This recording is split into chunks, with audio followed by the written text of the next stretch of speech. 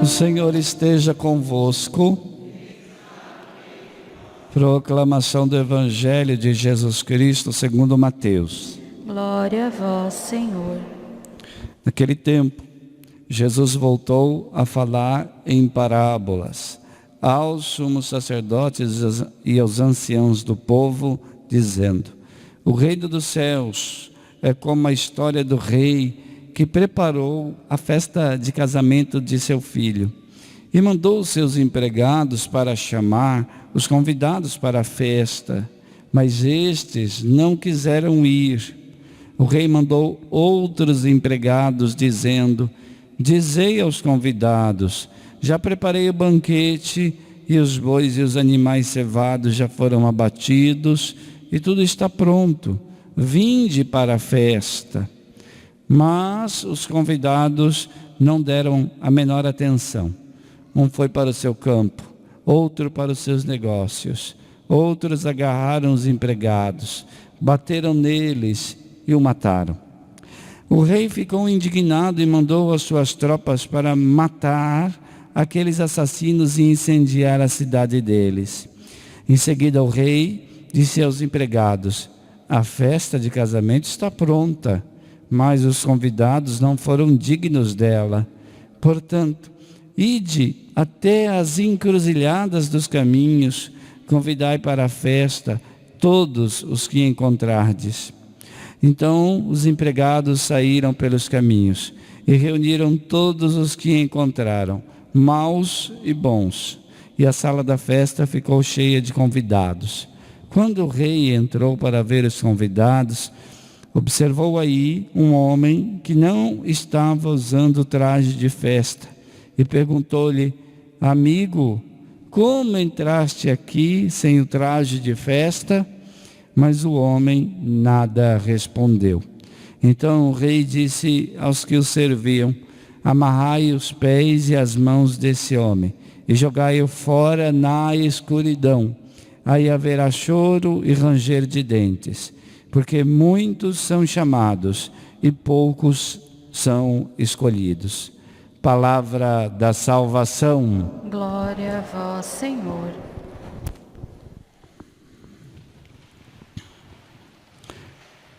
Louvado seja nosso Senhor Jesus Cristo. Meus irmãos e minhas irmãs, vamos iniciar com a primeira leitura. A ideia principal da primeira leitura é que o Senhor vai preparar um banquete. Então nós vemos aqui já a ideia do banquete. O Senhor dos Exércitos dará neste monte para todos os povos um banquete de ricas iguarias, regado com vinho puro, servido de pratos deliciosos e dos mais finos vinhos. No Evangelho também Jesus fala no banquete. É como se aquele banquete que foi anunciado no verbo futuro estivesse se cumprindo no tempo de Jesus, com a chegada de Jesus, com a intervenção de Jesus na história. Jesus veio, se fez homem, e ele então vai realizar tudo aquilo que os profetas, tudo aquilo que no Antigo Testamento se falava sobre a grande intervenção de Deus, a grande libertação de Deus. Então, este Senhor que prepara um banquete, quer que todos participem do banquete. No primeiro momento, os primeiros convidados recusam o convite ao banquete. Então a parábola que Jesus conta, nós podemos na verdade dividi-la em duas.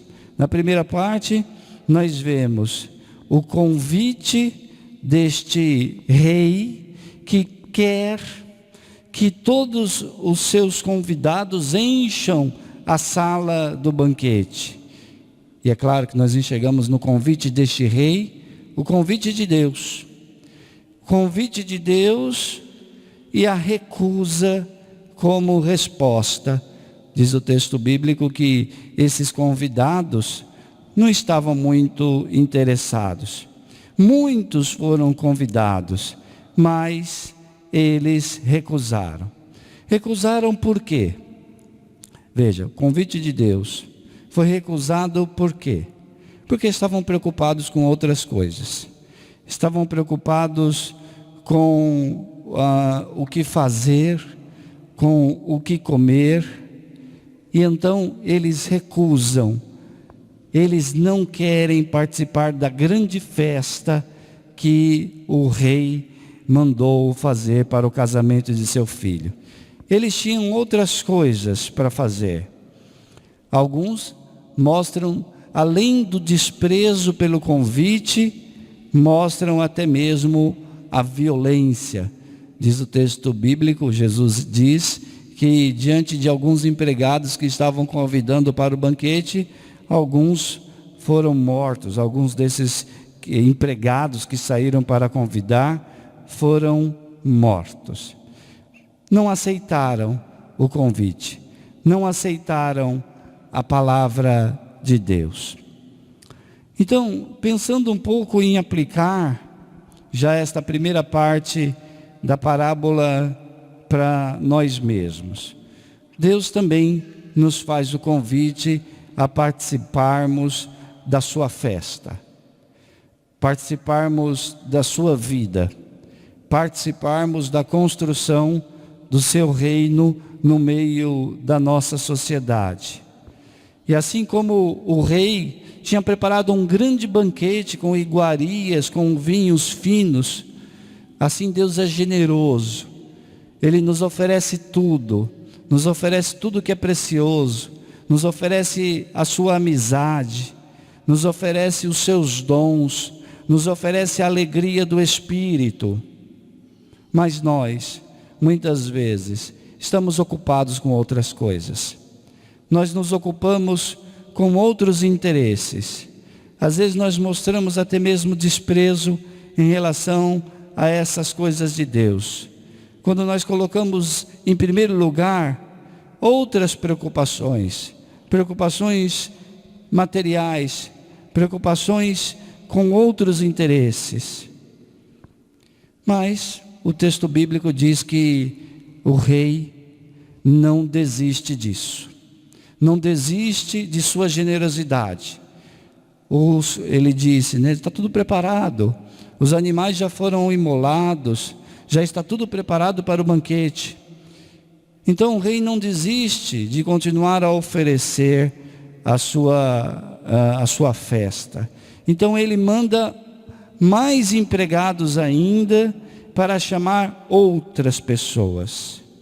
E é bonito isso, porque Jesus está falando de um primeiro convite que foi rejeitado, mas como Deus não desiste, se estes primeiros rejeitaram, a recusa dos primeiros convidados fez com que o convite fosse estendido aos outros, aos segundos, aos últimos, aos excluídos. Quando o texto diz, ide até as encruzilhadas dos caminhos e convidai todos os que encontrarem, não é simplesmente esquinas dos caminhos, né? O texto aqui seria melhor traduzido se colocasse ide até o final dos caminhos, lá onde o caminho acaba, é lá que vocês devem ir, disse o rei a esses empregados. E assim Jesus fez, diante da recusa dos primeiros. E é claro que aqui no Evangelho de Mateus sempre tem essa questão da tensão com os primeiros. Quem são os primeiros? Os primeiros que foram chamados, os primeiros que receberam a lei, os primeiros que receberam os patriarcas, que receberam a palavra. É a herança de Israel, portanto é Israel. Então os primeiros é o povo de Israel. Então quando Jesus fala, olha, os primeiros rejeitaram, é que os primeiros o rejeitaram. Já que os primeiros o rejeitaram, é claro que hoje não se generaliza mais dizendo que todo Israel foi hostil a Jesus, não se ensina isso mais na igreja. Mas uma boa parte do povo de Israel rejeitou aquilo que Jesus trazia. E o rejeita como Messias. Portanto, já que esses rejeitaram, chamai outros. Quem são esses outros?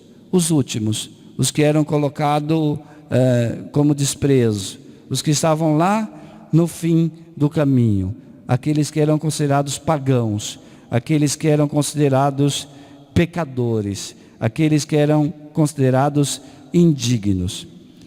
Estes foram os convidados que vieram para o banquete. Aqui a gente fecha a primeira parte da parábola, porque a parábola quase que continua como se fosse num novo episódio da mesma história. Aí a parábola avança para este momento em que todos estão na sala do banquete. E o rei, quando sai para cumprimentar os seus convidados, ele encontra um homem sem o traje da festa. E aqui está uma coisa que nós devemos prestar atenção. Um homem que não estava vestido com o traje de festa. O que poderia ser essa veste de festa sem a qual não podemos permanecer na festa?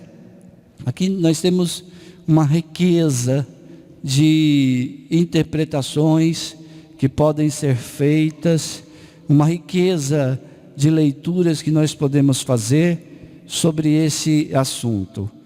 O que significa esta veste, sem a qual não podemos permanecer na festa? Alguns comentaristas, estudiosos da Bíblia, dizem que o hábito festivo era dado na entrada da festa. Era como se fosse um manto, que as pessoas ao chegarem na festa, elas não entravam com a roupa que estavam trazendo. Elas colocavam uma espécie de manto sobre aquela roupa, que então habilitava aquela pessoa a entrar na festa. Sem aquela roupa, ela não podia permanecer na festa. Era quase como se não tivesse sido convidada, né? É quase como se não tivesse recebido o convite. Então, o texto está nos dizendo algo muito importante. Não basta entrar na sala da festa. É preciso vestir a veste da festa. É preciso vestir o hábito festivo. E aqui, a primeira interpretação que nós podemos fazer é um pouco essa. Não basta entrar na igreja. Não basta, por exemplo, o que nos faz entrar na igreja. O que nos torna membros da igreja. O que nos faz ser, eu sou da Igreja Católica Apostólica Romana. O que nos torna membros da igreja é o batismo. O batismo é o que nos torna membros. Uma pessoa pode vir à igreja quanto quiser, mas se ela não for batizada, ela não é membro da igreja, né? O que torna uma pessoa, portanto, membro da igreja, o que faz a pessoa entrar na igreja, é o batismo. Então, não basta o batismo. O batismo é o que nos faz entrar. Assim como o homem entrou, mas não bastou ele entrar na sala, ele precisou da veste da festa. Então, não basta termos entrado na igreja pelo batismo. É preciso vestir-se da veste da festa. Ou seja, é preciso vestir-se da fé batismal. É preciso vestir-se da conversão batismal. Sem isso, nós não estamos adequados para estar membros da igreja. Jesus diz em outras passagens: quem crer e for batizado será salvo. São duas coisas para a salvação, condições necessárias. Quem crer e for batizado. Para nossa lógica, fica melhor inverter, porque primeiro nós somos batizados. Então, quem for batizado e crer, será salvo. Então, não basta ser batizado. É um engano o batismo sem conversão.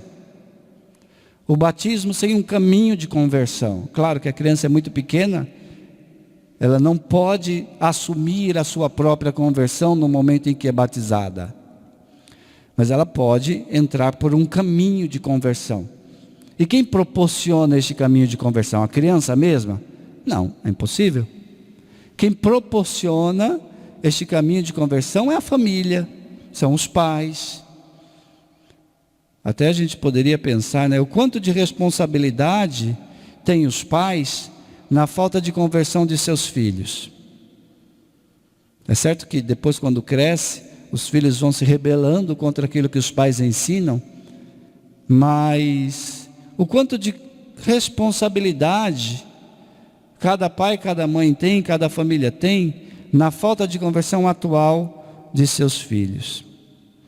Então, quem crer e for batizado será salvo. Não basta ser batizado, é preciso crer. Não basta entrar na igreja, não basta entrar na sala da festa. É preciso vestir-se da veste batismal. É preciso vestir-se da graça batismal, da fé batismal. Além desse aspecto sobre a conversão, nós podemos também enxergar neste texto essa coisa de entrar na festa como um ato derivado da nossa experiência com Deus.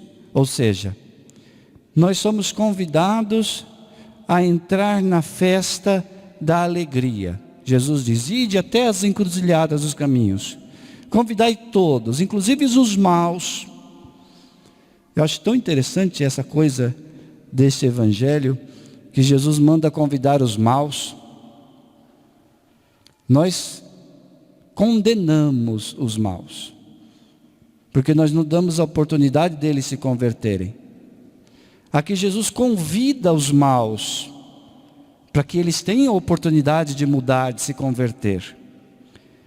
Pois bem, Jesus manda convidar todos, então todos somos convidados a entrar na festa. E aqui nós podemos encarar a festa como sinônimo da alegria, né? A primeira leitura falava de como é esse banquete, né? É um banquete que ultrapassa o banquete de comer e beber. A primeira leitura falava, olha, esse banquete é porque o Senhor dos Exércitos vai soltar a ponta da cadeia que ligava todos os povos. Fiquei pensando, o que significa a ponta da cadeia que ligava todos os povos? A cadeia aqui são as correntes. Imagina, as correntes têm elos, né? É como se as pessoas estivessem aprisionadas e elas estivessem presas com os elos de uma corrente, uma ligando às outras, formando uma rede de pessoas prisioneiras, né? E se tem uma corrente, a corrente não está solta, a corrente está presa a alguma coisa que aprisiona essas pessoas. Quando o texto diz que o Senhor vai soltar a ponta da cadeia, significa que o Senhor vai dar liberdade a essas pessoas que estavam presas, que estavam aprisionadas na ponta dessa corrente. E aí o texto ele chega a uma dimensão muito maior, dizendo: o Senhor, Ele vai remover a vergonha de seu povo. Falando da intervenção de Deus, de um Deus libertador. Então veja que esta festa que o Senhor convida é a festa da alegria, é a festa da libertação, é uma festa de uma vida nova, é uma festa que, embora se realizará definitivamente no céu, porque nós só vamos estar livres, libertados, 100% no céu. Embora ela se realize em sua plenitude no céu, ela já começa aqui na terra. Então, para entrar na festa da alegria, não basta estar na sala da festa. Para entrar na festa da alegria, nós precisamos mudar as nossas vestes. Entrar na festa da alegria exige de nós mudar as nossas vestes. Se nós somos esses convidados, e o primeiro passo é esse, é entender-se convidado a participar dessa festa. Se nós somos convidados a entrar nesta festa da alegria, então nós devemos abandonar a veste do luto. Não pode entrar na festa da alegria uma pessoa vestida de luto. A gente respeita o luto de cada um. Todos têm e devem sentir o luto. Uma pessoa que diante de morte e dor não sente luto, não se permitiu a experiência da perda, não elaborou, não deu espaço para trabalhar isso dentro de si. O luto, portanto, é um processo natural que todos nós passamos nas perdas maiores que nós temos na nossa vida. Mas o luto tem um limite. O luto tem um limite. O luto não pode ser eterno. Cada um tem um tempo para o seu próprio luto. E nós estamos num momento de muito luto. Chegamos à marca de 150 mil mortes de Covid-19 no nosso país. Muitos estão de luto. Mas, respeitando o tempo de cada um pode elaborar o seu próprio luto, elaborar, trabalhar, significar esta perda, superar essa tristeza atroz, superar essa dor, mas o luto tem que ter um limite. Chega um momento em que nós devemos abandonar a veste de luto e mudar o nosso luto em alegria. Talvez muitos se perguntem, mas como isso? Como dá para abandonar o luto e vestir a veste da alegria? Cada um poderá, em primeiro lugar, vestir-se desse desejo, desse querer mudar as vestes. O primeiro passo é esse. Se você passa por algum luto, se você passa por alguma tristeza, o primeiro passo é esse, querer vestir a veste da alegria, desejar, desejo de mudar a veste. Olhe para si mesmo, olhe a si mesmo no estado de luto, de tristeza, de dor. E comece a pensar dentro de você que você quer mudar essa veste. É a sementinha. Enquanto a gente não concebe isso, a gente não muda. Então, em primeiro lugar, eu devo parar e pensar, nossa, mas eu quero. Eu vou mudar de veste. Quando eu começo a pensar isso, como eu disse, é a semente. E a semente tem o seu dinamismo próprio. A semente, ninguém precisa dizer a ela o que ela tem que fazer. Ela sabe o que ela tem que fazer, ela tem o seu dinamismo próprio. Portanto, depois que cada um concebe essa sementinha dentro de si, de querer mudar as vestes, depois disso, cada um, movido pelo Espírito de Deus, encontrará meios de fazer essa semente se desenvolver. Mas uma coisa é certa, não vai te ajudar continuar a se ocupar com a tristeza. Se você concebeu isso, não se ocupe mais com a tristeza. Repito, o primeiro passo deve ser este desejo de querer mudar, de usar a veste nova. Diga ao Senhor, Senhor, eu quero usar essa veste nova. Eu quero trocar a minha veste. E talvez hoje você possa até se fazer esse propósito. Fazer um propósito a partir de hoje na sua vida. Usar uma veste nova. Qual veste nova hoje você pode querer vestir? Talvez você possa pensar dentro de você: o que eu preciso abandonar, trocar? Qual é a veste que eu preciso trocar? O que não está bem? O que tem sido sinal de luto? O que tem sido sinal de tristeza? Qual veste eu preciso abandonar, me despir, para vestir uma veste nova? Talvez um novo olhar para uma pessoa que sempre te decepciona. Um novo olhar é uma veste nova. Talvez uma nova atitude de amor naquela relação já desgastada.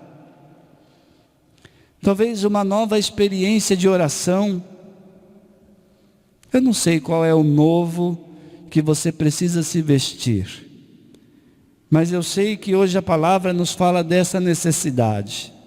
Vista-se do novo, vista-se da veste de festa, chega de luto, vista-se de Jesus Cristo e da força do Espírito Santo. Vamos fazer um instante de silêncio e assumir em nós mesmos essa palavra que nos foi proclamada.